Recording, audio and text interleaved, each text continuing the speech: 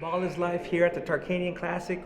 We're with Santa Clara assistant coach Michael Peck, and we're here today to talk a little bit about the different levels of basketball, and you have a unique perspective, so I want to thank you for joining us, Coach Peck. Absolutely. And just to give you guys some background information, he has a unique perspective because in the last 5 years, he's coached elite high school basketball. He's coached the Portland Trailblazers affiliate in the D League, and now he's a college assistant coach. So wanted to first talk about, Findlay Prep, and, you guys won 3 NHSI, which is now Dick's Nationals titles in 4 years. Talk a little bit about that, and talk a little bit about coaching elite players and what that experience might be like compared to, a coach who may have that type of player maybe once every 10 years or something. Yeah, it was a great time. Sure. We had a great run there. Yeah. Obviously, all starts with players. Sure. We were fortunate and blessed enough to have talented players. Right. But in addition to that talent, the right pieces that fit the vision and the philosophy of what we wanted to do and how we wanted to do it. Sure. So everything kind of fell together, and it was like, caught fire, and Yeah, it sure. hit fast. But it was we had the right group each year to be able to accomplish some pretty special things, and it made for a lot of fun, obviously. Sure. Yeah, some of the players you guys had on the team was obviously Avery Bradley's in the NBA, Tristan Thompson, and Michael Anthony Bennett was an underclassman your final year there, and it seems like you guys really had that level of talent, but like you said, you guys still believed. You always thought you could overcome whatever. The game I keep remembering is the final game there, and that Dick's Nationals, you guys were down big against Kevin Boyle's team at Montverde, and it's funny because now he seems to be in that position where everybody's chasing him. So talk a little bit about that, and then your transition over to the D League. I think the big thing there was, again, we had a culture and an identity as a program. So our guys knew very, quickly, once they came into our system, what we were about and how we did things. And then the big key to our success, continuing success year in and year out, was our veteran leadership. Sure. We put a lot of onus on our veterans to kind of baptize, the new guys coming in, and kind of show them the way, quote unquote, of how we do things and why we do things that way. And success breeds success, Sure. but we put a lot on our players. Again, I think it's giving them responsibility, but then holding them accountable. Setting standards and having your non-negotiables. It was very important for us, and it allowed us to kind of achieve a level of success that was very high year in and year out. Then obviously, when the transition came to go to the D League, it's funny because my second year in the D League, I was coaching 4 guys that I coached against while I was at Findlay. Wow. So it was kind of funny to have that come back full circle, Yeah. so to speak. But nonetheless, they were pros. People slight the D League, and I'll never forget. A lot of people have said. One coach especially told me, that was an assistant with Portland at the time. Sure. You haven't coached till you've coached in the NBA. I didn't know because I hadn't. Sure. But then 2 training camps with the Trailblazers and being on the floor and in staff meetings, I understood what he meant. It doesn't look like a lot, Sure. but let me tell you, that's the highest level of basketball. That's the highest level of coaching in the game, period. I mean, not to say there aren't any other great coaches, but you really have to know your craft, and you have to know your technical aspect of it, and your X's and O's, and your personnel and all that. But it was fun. I loved it, learned a lot, great experience, but again, a different experience. It was about the development of players. The wins and losses weren't always, at the top of the priority list necessarily. Winning is important, don't get me wrong, because that's part of development. That's part of being But, player, yeah. the D League's about, developing some of their rookies and their second round guys and their younger guys, and getting them game experience and game minutes. Yeah. And then also evaluating some guys that they might look to bring into training camp next year. Understood. So that part was sometimes difficult to deal with, because when you got on a little run, maybe you won 3 or 4 in a row, Yeah. now they throw a new player at you and say, hey, he's got to play 30 minutes. Well, he doesn't know our system, or it doesn't matter. We need to evaluate him, and we need to develop him. So there's always, give and take at any level. Sure. That makes sense. That's a unique perspective a lot of people don't know, is that you didn't always have control per se. Like if you have a high school team, you say, Brandon Ashley, you're going to play 25 minutes. Kabungo's going to play 28 minutes or whatnot, and you're in that league, and they get a new player, and it's like, well, you got to adjust them in. So that must have been a big adjustment. And talk a little bit about the adjustment of the individual player.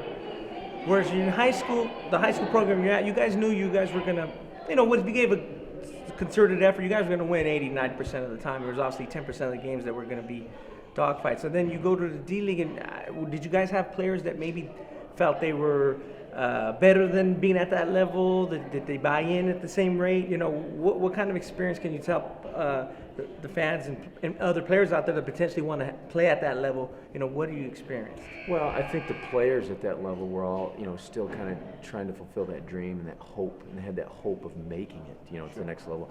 They felt, I'm just one step away now, one phone call, one good game, or one good week of games where I'm going to get that call.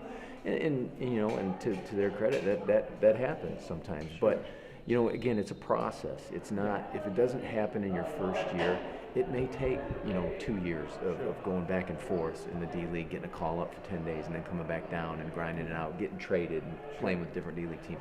So I think you just got to trust the process. Obviously you got to put in the work. And so much nowadays too, though, is the talent alone. Talent is important, don't get me wrong, but that alone isn't cutting it anymore. It's about character, the individual. A lot of teams in the NBA aren't coming to D-League games saying, hey, who can get us 20 points a game on 15 shots? If they're doing that, they got bigger problems at the parent franchise team. Correct. They're looking for a guy that knows how to play, shows up every day with a hard hat and lunch pail, is not an issue in the locker room, is a great teammate, supports guys with encouragement, and is doing all the little things and the other things. It's not going to be an issue or a distraction because they have their main core and their veterans and their franchise guys, so to speak, who can fill out the roster and be solid for us and not be an issue, but also help us in other areas. That makes sense. A lot of people don't understand that locker culture is very important, especially if you're not a A1 NBA star. You have to fulfill that role. So that's a great experience and a great point you make there. Talk a little bit about high school, coaching that to the D League in terms of what would you offer as advice to a high school coach who has an elite player talent and maybe doesn't see that type of talent come through his program all the time? What advice would you give that to try to get the maximum out of their team when they have that type of level? I think the number one thing, like anything in life, you have to establish a strong relationship with that player. In like any relationship, that requires time. Sure. Now it's not like you have to be glued to their hip and you got to become buddies. Don't misconstrue that. It's not. Yeah. He's not looking for a pal or a buddy, and neither are you. Sure. But spending time with him, working out individually with him on the floor, investing in him, meeting with him one-on-one individually, watching tape, talking about life, going grabbing a soda or a burger, just talking about non-basketball stuff. Now you could, and then as a result of that, don't be afraid to coach that individual. Don't be afraid to get after him and be intimidated by his level of talent and saying, well, I don't know if I can really bark at him and get into him now. Don't be afraid to do that, because there are times, even those good ones, Avery's and Corey's and Tristan's needed that. And if you're afraid to do that, you're not helping them or yourself or your team or program in the long run. That's a great point. I'd never thought about that in terms of, you think of a player who's at that level, and you just look at the grassroots AU culture, and the coach is going to coddle a little more because the kid can just leave. And now you're seeing that in the high school venue where a kid can say, I'm transferring to this prep school, or I'm leaving.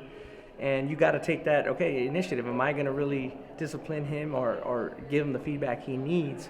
So what advice would you give a guy who's on the fringe of the NBA, or maybe a high school star, and he was a good college player but wasn't quite a draftable player in the first 2 rounds? What advice would you give that player that you saw in your experience with Idaho Stampede?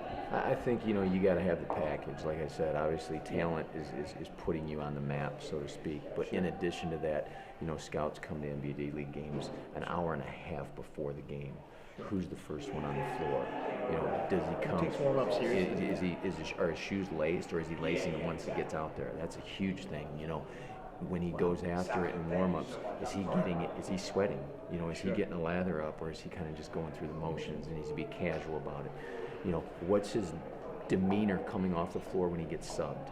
You know, what is his demeanor and reaction when he gets a bad call against him? You know, that anybody could say that's a bad call. What's his reaction? How is he communicating with the coach going on and off the floor? How is he when the timeout is called, when he's on the bench, greeting his team coming off the floor? All of that stuff, you know. Evaluate. Yeah, absolutely. They're spending time talking to trainers. How is he when he comes in for treatment? How is he the day after a game? How is he, you know, does he get there in time? Does he put the, you know, does he invest in treatments and ice and all that, stretching, and does he value that? Does he blow you off when he has a good game and thinks he doesn't need it? A lot of things, there's so much more than just this, because they can see that on film and they've seen that in your history. Know what you can do in that regard. I've always said, the guys that have called me about my former players, they don't ask me about basketball. They don't say, how is he in pick and roll? They don't ask any of that. They ask, you know, how is he with the teachers? How does he treat the cafeteria staff? How does he treat the janitors? So, you know, talent, obviously, yes. That's no. I'm not gonna lie to you about that. You got to have that, but also you got to have the package. You got to have the work ethic, the approach, the demeanor, and the deep down internally the character, your core values, and those have to show.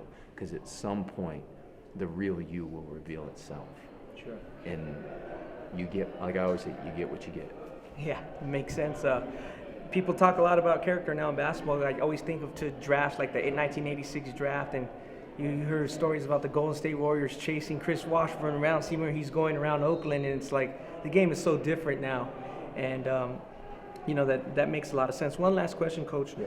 You're with now a college assistant, and you coach the game for and people were evaluating your players in terms of you're trying to win games and help develop them. Now, how does it look on the other end where you are actually looking at the players and evaluating them while you're watching a game and not worrying about the wins and the losses? You know, the funny thing, the first thing I said when I was on board, I said, and recruiting's a big part as an assistant coach, that, you know, and one thing I said is the relationships that I was able to develop and maintain through coaching at Findlay and in the AAU circuit was, I'm going to go to programs where guys that I know, that I trust and have a relationship with, that I know are good coaches, that have programs where their players are learning and they're coming out as close to prepared, if not fully prepared, for the next level, you know, and winning, a culture of winning, you know. So that was my big thing. Circle all those guys that I know that are really coaching their guys, and those guys are in a program, so to speak, where there's a culture and identity, and they've had success to a certain extent. Gotcha. You know, every year you guys were in the top 5. You guys were never ranked lower than 14. Findlay's never been ranked lower than 14 in the Fab 50. Usually you guys are in the top 5. You guys won, like I said, the NHSI 3 times, and we're number 1 in the 09 season. Talk a little bit about now in the college level. You're scratching and clawing for every single win, and you know you're in the West Coast Conference, and you guys are trying to get in that upper echelon. Talk a little bit about that compared to the high school. It's, you know, every level you go up, it's tougher and tougher, obviously, because you know the players, not as many of them make it to that next level. So you're all competing in the recruitment process. You know, the thing is, you know, it's tougher, obviously, because everybody's got good players and programs, and there's coaching is great at the college level in our conference, obviously, as you know. Sure. You know, the Gonzagas, the St. Mary's, BYU's. I mean, those guys have had tremendous success. So that's a challenge. But I think the key is you know, what's your culture, what's your system, what's your identity. Now, go get, like we always pride ourselves at Findlay, get the pieces that fit that culture and that system and style of play. It's one thing, I remember we passed on a lot of great players at Findlay because they just didn't fit. It wasn't that they weren't good, or they were great. And, you know, my dumb butt probably should have taken them, but nonetheless, we felt they didn't fit our culture and what we were doing. And they, you know, we didn't have a need at the time necessarily for that piece. So I think, like anything, the blueprint, whether you're at the elite high school level, regular high school level, college level, you know, the blueprint is the same.